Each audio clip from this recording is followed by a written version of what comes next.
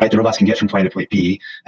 So you really, once you have that piece, you really quickly start thinking about, okay, what comes next? Now I have the ability to go from one point to another. That by itself doesn't provide a lot of value. But as you start thinking about scale, you start getting more of these robots into a facility. Now it gets really interesting. Right now, this is where a lot of value comes from that. Having more than one of these robots working at a time, right?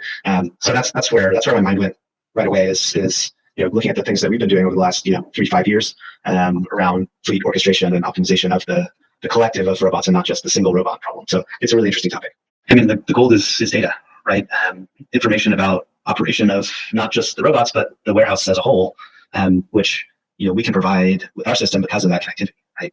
There's a richness to this data that I've had conversations with people in the space that have just been blown away by. There's also a really interesting feedback loop on the software side of things, right? The data that we collect from the fleet, comes in and makes the whole fleet smarter, right? And that comes as an update over the air back to the fleet, and right there's a really nice a cycle there, feedback getting in, making the robot smarter, right? So that's the benefit really before this connectivity as far as software performance is concerned.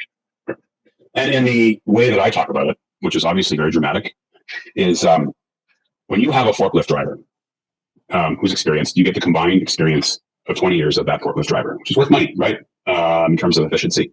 When you have a fleet of robots, you have the combined intelligence of every robot in that fleet.